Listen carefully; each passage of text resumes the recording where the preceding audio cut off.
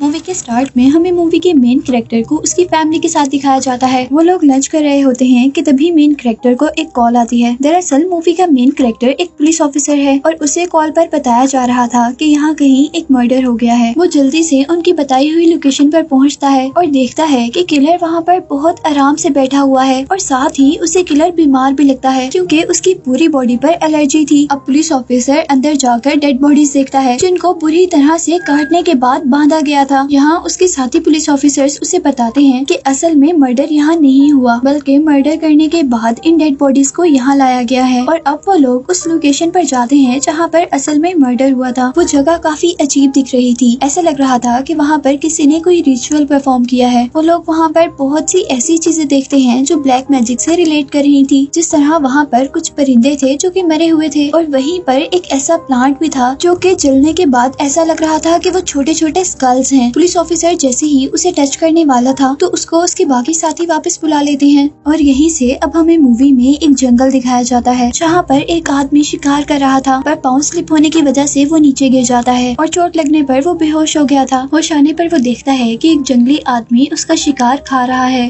अब वो जंगली भी उस आदमी को देख लेता है और जंगली के उस आदमी के करीब आने पर वो आदमी नोटिस करता है कि उस जंगली की आंखें कोई नॉर्मल इंसानों जैसी नहीं है। उसे लगता है या तो ये कोई और क्रिएचर है या फिर डीमन या घोस्ट है। असल में ये सब बातें मेन कैरेक्टर जोंग जू को एक दूसरा पुलिस ऑफिसर बता रहा था और दूसरे पुलिस ऑफिसर की इंफॉर्मेशन के अकॉर्डिंग गांव में अब जितने भी ऐसे इंसिडेंट हो रहे थे वो उसी जापानीज आदमी की वजह से हो रहे थे जो उन्हें जंगल में नजर आया था। लेकिन जोंग जू को उसकी बात पर बिल्कुल भी यकीन नहीं था। वो कहता है कि जिन लोगों का मर्डर हुआ है उन लोगों की पोस्टमार्टम रिपोर्ट ऐसा बिल्कुल भी कुछ नहीं कहती और साथ ही वो उसे ये भी कह रहा था कि वो जापानीज आदमी बिल्कुल हमारे ही जैसा है और वो ऐसा कुछ भी नहीं कर सकता। नेक्स्ट डे जोंगजू को एक और मर्डर की रिपोर्ट होती है और इस बार मर्डर में पूरी फैमिली को मार दिया गया था और उसके बाद उनका घर भी जला दिया गया था। वहाँ जाने पर जोंगजू को एक मिस्टीरियस लड़की मिलती है जिसने व्हाइट ड्रेस पहना हुआ था और वो लड़की जोंगजू से कहती है कि मरने से पहले मैं इस कपल से मिली थी और इस कपल ने मुझे बताया था कि वो जापानीज आदमी एक भूत है और जरूर उस जापानीज आदमी ने ही इनका मर्डर किया है। वो लड़की जोंगजू को प्रूफ करने के लिए उसे घर के अंदर भी लेकर जाती है। वो मिस्टीरियस लड़की पुलिस ऑफिसर जोंगजू से पूछती है कि क्या तुमने कभी उसे देखा है? तो वो पुलिस ऑफिसर कहता है कि हाँ, मैंने 2-3 मरतबा उसे देखा है। और वो लड़की उसे कहती है कि तुम्हें अब अपने आप पर ध्यान देने की जरूरत है क्योंकि जरूर अब उस जापानीज आदमी का अगला टारगेट तुम और तुम्हारी फैमिली होंगे। अभी जोंगजू उसकी बात प्रॉपरली समझ नहीं पाया था कि तभी उसे एक कॉल आ जाती है। पुलिस ऑफिसर जैसे ही कॉल सुनकर वापस आता है तो वो मिस्टीरियस लड़की वहाँ से गायब हो चुकी थी और अब उसी दौरान उसे घर की दूसरी तरफ से कुछ आवाजें आ रही थी और जब वो चेक करने जाता है तो वहाँ पर उससे जापानीज आदमी मिलता है जो कि बुरी तरह किसी जानवर को खा रहा था और अब जापानीज ने भी उसे देख लिया था और वो उसके पीछे आकर उसे खाने ही वाला था कि अचानक उस पुलिस ऑफिसर की आंख खुल जाती है और हमें पता चलता है कि उसने जापानीज को सिर्फ अपने ख्वाब में देखा था। यहाँ पुलिस ऑफिसर जोंगजू की बेटी ह्यूजिन की तबीयत बहुत ज्यादा खराब थी। उसे लग रहा था कि ह्यूजिन को नॉर्मल बुखार होगा और इसीलिए अब वो पुलिस स्टेशन आ जाता है जहाँ से वो लोग उस जापानीज आदमी के बारे में इंफॉर्मेशन लेने के लिए मूवी के स्टार्ट में दिखाए जाने वाले हंटर के पास जाते हैं और वो हंटर पुलिस ऑफिसर्स को उस जगह पर लेकर जाता है जहाँ उसने जापानीज आदमी को कोई जानवर खाते हुए देखा था। वो लोग अभी तक उस जगह को पूरी तरह इन्वेस्टिगेट नहीं कर पाते कि हंटर के ऊपर आसमान से बिजली गिर जाती है और उसे पुलिस ऑफिसर्स हॉस्पिटल ले आते हैं और यहाँ हॉस्पिटल में हमें पहले किलर को भी दिखाया जाता है। यहाँ उस आदमी का जिस्म बहुत बुरी तरह से मुड़ रहा था और इसी हालत में वो मर जाता है। अब जोंगजू जैसे ही घर आता है तो वो अपनी बेटी की बिल्कुल वैसी हालत देखता है जैसी पहले किलर की हुई थी, लेकिन वो अपनी बेटी पर कंट्रोल कर लेता है और वो मरती नहीं है बल्कि उसकी हालत अजीब होती जाती है, जैसे वो बहुत ज्यादा क्वांटिटी में फिशेस खाना शुरू कर देती है जो कि पहले वो कभी नहीं खाती थी। और इससे ह्यूजिन की मॉम को लगता है कि उसके ऊपर किसी घोस्ट या डिविल का असर है।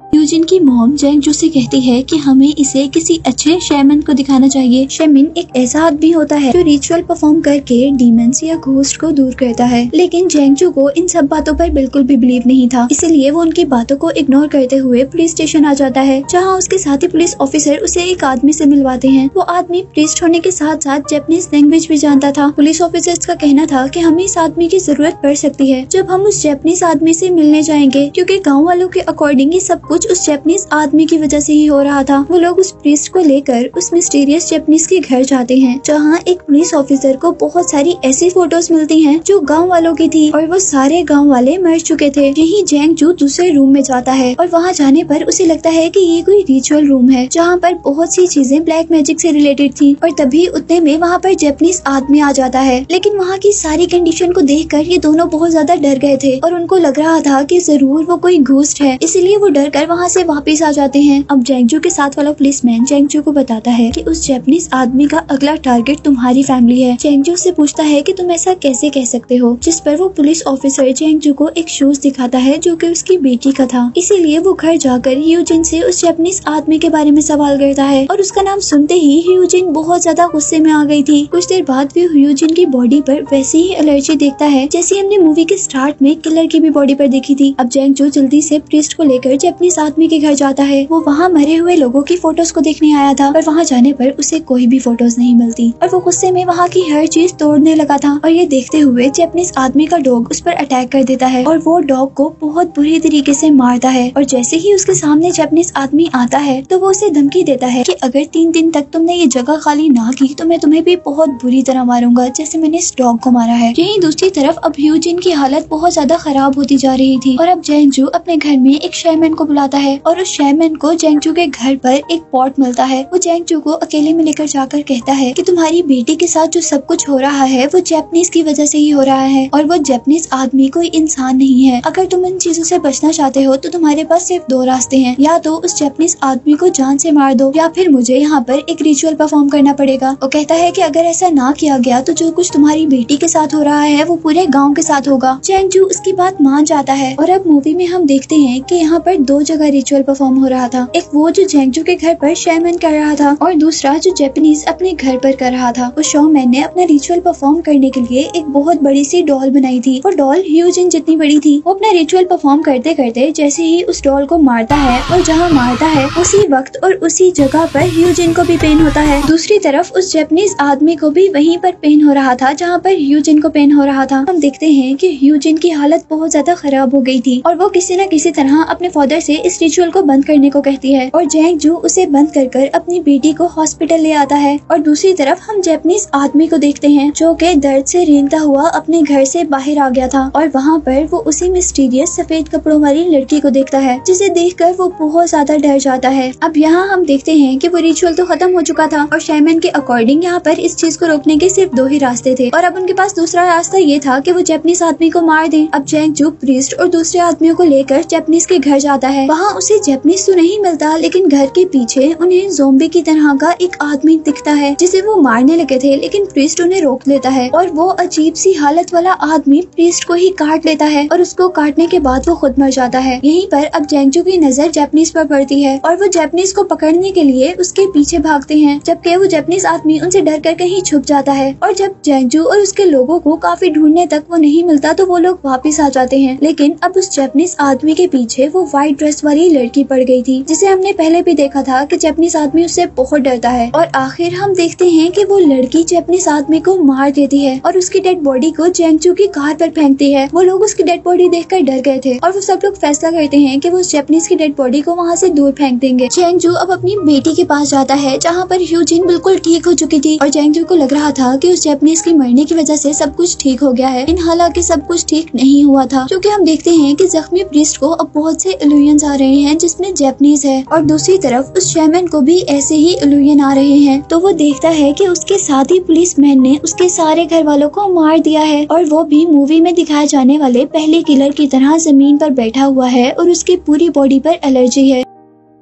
और यहीं पर अब हम शैमैन को देखते हैं जो कि जैंग जू की तलाश में था, क्योंकि वो उसको ये बताना चाहता था कि हम किसी बड़े खतरे में आने वाले हैं। और इससे पहले कि वो जैंग जू को ढूंढ पाता उसके नाक से बहुत ज्यादा खून आने लग जाता है और दूसरी तरफ उसे बहुत ज्यादा वॉमिटिंग भी शुरू हो जाती है। इन सब चीजों से डरकर वो इस गाँव से बाहर जाना चाहता था, लेकिन कुछ मिस्टीरियस क्रिएचर्स उसे इस गाँव से बाहर जाने नहीं देती और वो वापस गाँव में आ जाता है। जहाँ अब जैंग जू जैसे ही शॉमैन को कॉल करता है तो वो शॉमैन उसे बताता है कि तुमने जैपनीज को मार देखकर बहुत ज्यादा बुरा कर दिया है, क्योंकि असल में जैपनीज गलत आदमी नहीं था, बल्कि तुम्हारे घर के करीब एक सफेद कपड़ों वाली लड़की है। असल में उसके पास ब्लैक पावर्स हैं। वो कहता है जैपनीज तो हमें उस लड़की से बचाने की कोशिश कर रहा था और उसे मारकर तुमने सारा काम खराब कर दिया है। ये सुनते ही जैंग जो जल्दी से ह्यूजिन के पास जाता है, लेकिन घर पर ह्यूजिन तो थी ही नहीं और घर से बाहर आने पर उसे वो व्हाइट कपड़ों वाली लड़की मिलती है। ह्यूजिन उस लड़की से पूछता है कि मेरी बेटी कहाँ है। वो कहती है कि तुम्हारी बेटी अभी घर पर है और मैं उस पर कुछ ऐसा रिचुअल कर रही हूँ जिसकी वजह से जैपनीज आदमी का उसके ऊपर से असर खत्म हो जाएगा। और साथ ही वो ये भी बताती है कि जैपनीज अभी भी जिंदा है। वो उसे कह रही थी कि जैपनीज एक बहुत बुरा आदमी है और वो सबको खाने वाला है। जैंग जो उसकी बात को इग्नोर कर अपने घर जाने वाला था अपनी बेटी को देखने के लिए, लेकिन वो लड़की रोकती है। कहती है कि जब तक तुम्हें अपने घर के बाहर से उस मुर्गी की यानी hen की आवाज नहीं आएगी तब तक तुम घर के अंदर न जाना और वो आवाज तुम 3 मरतबा सुनना। इस टाइम तक उस मुर्गी की 1 मरतबा आवाज आ जाती है, लेकिन अभी 2 मरतबा आनी होती है। और जैंग जो अपने घर जाने की कोशिश कर रहा होता है तो वो लड़की उसे रोक लेती है। जैंग जो इस बात पर हैरान था कि वो लड़की इतनी दूर से 1 सेकंड में उसके पास कैसे आई थी। यही दूसरी तरफ अब हम उस प्रीस्ट को देखते हैं जो जान गया था कि जैपनीज अभी भी जिंदा है और वो वही बुरा है। वो जैपनीज को मारने के लिए वहाँ जाता है जहाँ पर उसने जैपनीज को गिराया था और एक केव के अंदर जाने पर उसे जैपनीज वाकई जिंदा मिलता है। इस केव के अंदर जैपनीज अभी भी कोई रिचुअल परफॉर्म कर रहा था। अब यहीं पर हम ह्यूजिन को देखते हैं जो कि बहुत सारी फिशेस खा चुकी थी और वो अभी भी फिशेस ही खा रही थी। और फिर अचानक वो बहुत ही वियर्ड तरीके से अपनी मॉम को देखती है और फिर उनके पीछे रखी हुई नाइफ को। यहीं उसके घर के बाहर जैंग जो को शॉमैन की कॉल आती है जो उससे कह रहा था कि तुम सफेद कपड़ों वाली लड़की की बात नहीं मानना, जबकि वो लड़की उसे कह रही थी कि तुम घर के अंदर मत जाना। अब यहाँ पर हम दोबारा जैपनीज आदमी को देखते हैं जिसे प्रीस्ट पूछ रहा था कि तुम सच सच बता दो कि तुम हो कौन, नहीं तो मैं तुम्हें मार दूंगा। और जैपनीज आदमी कहता है कि मैं कोई भूत नहीं हूँ, मैं तो एक आम इंसान हूँ। वो उसे पूछता है कि क्या भूतों के पाँव इंसानों जैसे होते हैं। वो कहता है कि मेरे हाथ पाँव मेरी स्किन बिल्कुल इंसानों जैसी है, तुम चाहो तो मुझे टच कर सकते हो। और यहाँ अब जैपनीज आदमी अपना कैमरा उठाता है प्रीस्ट की फोटो लेने के लिए, जबकि दूसरी तरफ हमें जैंग जो को दिखाया जाता है जो कि उस लड़की के मना करने के बावजूद अपने घर में चला गया था और उसके वहाँ जाने से सबसे गलत काम होता है, यानी उसकी बेटी उसकी फैमिली को मार देती है। और इतना सब हो जाने के बाद भी वो अपनी बेटी को प्यार से अपने पास बुलाता है। और यहीं से सीन कट होकर हमें दोबारा जैपनीज आदमी को दिखाया जाता है जो कि अपनी अब असल शक्ल में था। उसकी स्किन बहुत ज्यादा अजीब दिख रही थी, जबकि उसके सर पर 2 सींग भी थे। उसके नेल्स, उसकी आंखें सब कुछ अजीब हो गई थी। और इससे हमें पता चला था कि वो व्हाइट कपड़ों वाली ही सही लड़की थी, यानी उसके पास व्हाइट पावर्स थी, जबकि असल में ये जैपनीज आदमी ही डीमन था। और अब यहाँ पर हम चैमन को भी देखते हैं जो कि जैंग जो के घर पर आया था, जहाँ वो व्हाइट कपड़ों वाली लड़की ऐसे बैठी थी जैसे वो सब कुछ हार गई है। और दूसरी तरफ ह्यूजिन भी ऐसे बैठी हुई थी जैसे सारे किलर मर्डर करने के बाद बैठ रहे थे। वो उस घर के अंदर जाता है और सारे मरे हुए लोगों की फोटो लेकर बाहर आता है। जैसे ही वो अपनी कार के पास वो फोटोज रख रहा था तो उसके हाथ से एक बॉक्स नीचे गिर जाता है जिसमें सारे मरे हुए लोगों की फोटोज थी। और हमें पता चलता है कि असल में शैमन भी उस जैपनीज आदमी के साथ मिला हुआ था और जब वो ह्यूजिन पर रिचुअल भी परफॉर्म कर रहा था तब भी वो जैपनीज आदमी के साथ था। और जैपनीज आदमी को उसके रिचुअल की वजह से दर्द नहीं हो रहा था, बल्कि उस व्हाइट कपड़ों वाली लड़की के रिचुअल से पेन हो रहा था। अब यहाँ जो हमने देखा था कि शैमन डरकर इस विलेज से भागने की कोशिश कर रहा है, तो उसे भी जैपनीज आदमी ने रोका था अपनी मैजिकल क्रिएचर से, क्योंकि शैमन उसके लिए काम करता था।